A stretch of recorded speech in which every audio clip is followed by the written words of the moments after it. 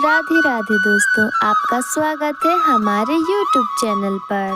आज देवउठनी या प्रबोधिनी एकादशी है, तो शुरू करते हैं व्रत कथा। धर्मराज युधिष्ठिर कहने लगे कि हे भगवान, मैंने कार्तिक कृष्ण एकादशी अर्थात रमा एकादशी का सविस्तार वर्णन सुना। अब आप कृपा करके मुझे कार्तिक माह के शुक्ल पक्ष की एकादशी के विषय में भी बतलाइए। इस एकादशी का नाम क्या है एवं इसके व्रत का क्या विधान है, इसकी विधि क्या है, इसका व्रत करने से किस फल की प्राप्ति होती है, कृपया यह सब विधान पूर्वक कहिए। भगवान श्री कृष्ण बोले, कार्तिक माह के शुक्ल पक्ष में तुलसी विवाह के दिन आने वाली इस एकादशी को विष्णु प्रबोधिनी एकादशी या देवउठनी एकादशी, कार्तिक शुक्ल तथा प्रबोधिनी एकादशी भी कहा जाता है। यह बड़े बड़े पापों का नाश करने वाली है। इसका महात्म्य मैं तुमसे कहता हूँ, सो ध्यान पूर्वक सुनो। देवउठनी एकादशी व्रत कथा प्रारंभ। एक राजा के राज्य में सभी लोग एकादशी का व्रत रखते थे। प्रजा तथा नौकर चाकरों से लेकर पशुओं तक को एकादशी के दिन अन्न नहीं दिया जाता था। एक दिन किसी दूसरे राज्य का एक व्यक्ति राजा के पास आकर बोला, महाराज कृपा करके मुझे नौकरी पर रख लें। तब राजा ने उसके सामने एक शर्त रखी कि ठीक है, रख लेते हैं, किंतु रोज तो तुम्हें खाने को सब कुछ मिलेगा, पर एकादशी को अन्न नहीं मिलेगा। उस व्यक्ति ने उस समय हाँ कर ली, पर एकादशी के दिन जब उसे फलाहार का सामान दिया गया तो वह राजा के सामने जाकर गिड़गिड़ाने लगा, महाराज इससे मेरा पेट नहीं भरेगा, मैं भूखा ही मर जाऊंगा, मुझे अन्न दे दो। राजा ने उसे शर्त की बात याद दिलाई, पर वह अन्न छोड़ने को तैयार नहीं हुआ। तब राजा ने उसे आटा, दाल, चावल आदि दिए। वह नित्य की तरह नदी पर पहुंचा और स्नान कर भोजन पकाने लगा। जब भोजन बन गया तो वह भगवान को बुलाने लगा, आओ भगवान, भोजन तैयार है। उसके बुलाने पर पीताम्बर धारण किए हुए भगवान चतुर्भुज रूप में आ पहुँचे तथा प्रेम से उसके साथ भोजन करने लगे। भोजन आदि करके भगवान अंतर्ध्यान हो गए तथा वह अपने काम पर चला गया। 15 दिन बाद अगली एकादशी को वह राजा से कहने लगा कि महाराज मुझे दोगुना सामान दीजिए। उस दिन तो मैं भूखा ही रह गया। राजा ने कारण पूछा तो उसने बताया कि हमारे साथ भगवान भी खाते हैं, इसलिए हम दोनों के लिए ये सामान पूरा नहीं होता। यह सुनकर राजा को बड़ा आश्चर्य हुआ। वह बोला कि मैं नहीं मान सकता कि भगवान तुम्हारे साथ खाते हैं। मैं तो इतना व्रत रखता हूँ, पूजा करता हूँ, पर भगवान ने मुझे कभी दर्शन ही नहीं दिए। राजा की बात सुनकर वह बोला, महाराज यदि विश्वास ना हो तो साथ चलकर देख लें। राजा एक पेड़ के पीछे छिपकर बैठ गया। उस व्यक्ति ने भोजन बनाया तथा भगवान को शाम तक पुकारता रहा, परंतु भगवान न आए।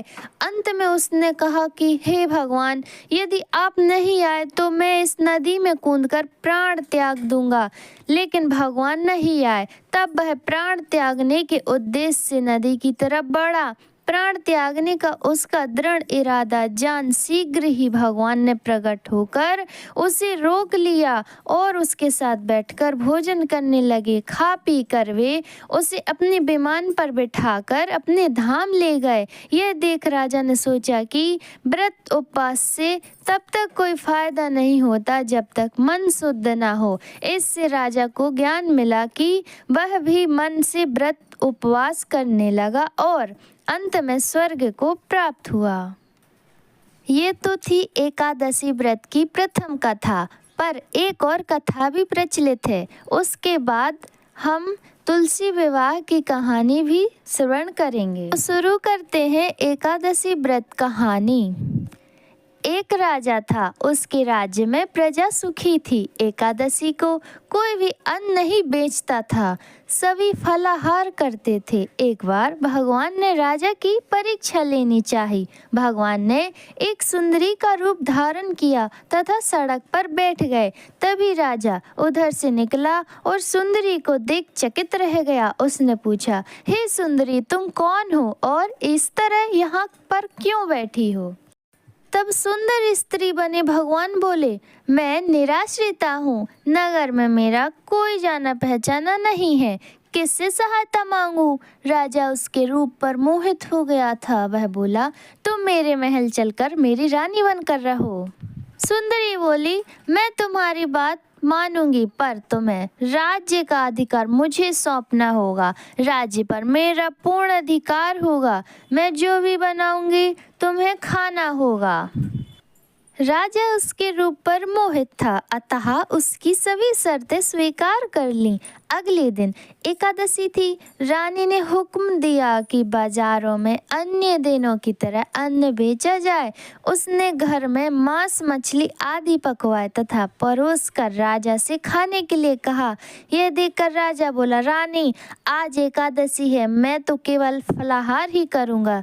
तब रानी ने शर्त की याद दिलाई और बोली, या तो खाना खाओ, नहीं तो मैं बड़े राजकुमार का सिर काट दूंगी। राजा ने अपनी स्थिति बड़ी रानी से कही तो बड़ी रानी बोली, महाराज, धर्म ना छोड़ें, बड़े राजकुमार का सिर दे दें। पुत्र तो फिर मिल जाएगा पर धर्म नहीं मिलेगा। इसी दौरान बड़ा राजकुमार खेलकर आ गया। माँ की आंखों में आंसू देखकर वह रोने का कारण पूछने लगा तो माँ ने उसे सारी वस्तु स्थिति बता दी।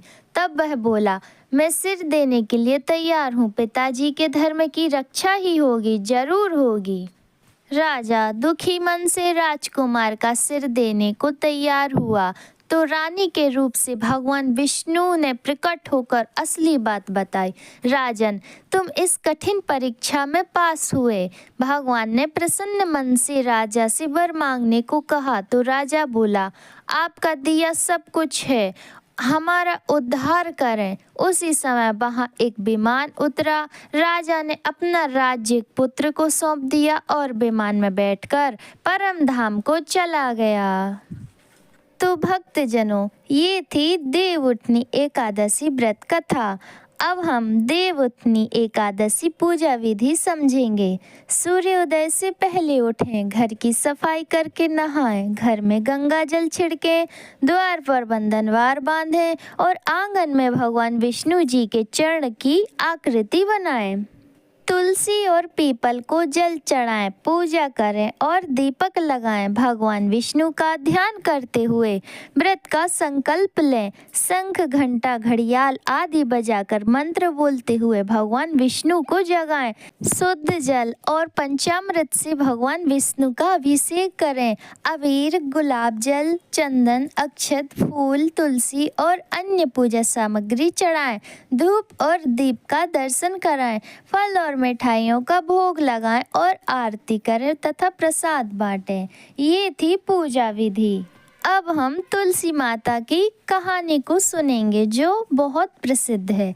कार्तिक महीने में एक बुढ़िया माई तुलसी जी को सींचती और कहती, हे तुलसी माता, सत की दाता, मैं तेरा बिड़ला सींचती हूँ, मुझे बहू दे, पीताम्बरा की धोती दे, मीठा मीठा घास दे, बैकुंठा में बास दे, चटक की चाल दे, घटक की मौत दे, चंदन का काट दे, रानी सा साज दे, दाल भात का भोजन दे, 11 की मौत दे, कृष्ण जी का कंधा दे। तब तुलसी माता ये सुनकर सूखने लगी तो भगवान ने पूछा, हे तुलसी, तुम क्यों सूख रही हो? तुलसी माता ने कहा, एक बुढ़िया रोज आती और यही बात कह जाती, मैं सब बात तो पूरा कर दूंगी, लेकिन कृष्ण का कंधा कहाँ से लाऊंगी?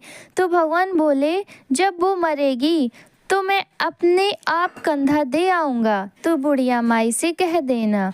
जब बुढ़िया माई मर गई, सब लोग आ गए। जब माई को ले जाने लगे तो वह किसी से ना उठी। तब भगवान एक 12 वर्ष के बालक का रूप धारण करके आए। बालक ने कहा, मैं कान में एक बात कहूँगा। तो बुढ़िया माई उठ जाएगी। बालक ने कहा। बुढ़िया माई मन की निकाल ले, पीताम्बरा की धोती ले, मीठा मीठा गास ले, बैकुंठा का बास ले, चटक की चाल ले, घटक की मौत ले, कृष्ण जी का कंधा ले। यह सुनकर बुढ़िया माई हल्की हो गई। भगवान ने कंधा दे दिया और बुढ़िया माई को मुक्ति मिल गई। हे तुलसी माता, जैसे बुढ़िया माई को मुक्ति दी है वैसे सबको देना। बोलो श्री हरि। तो भक्तजनों, प्रेम से बोलिए भगवान विष्णु की जय, तुलसी मैया की जय। एवं दक्षिणा के रूप में आप मेरे इस चैनल को जरूर सब्सक्राइब कीजिए, शेयर कीजिए। Thanks for watching.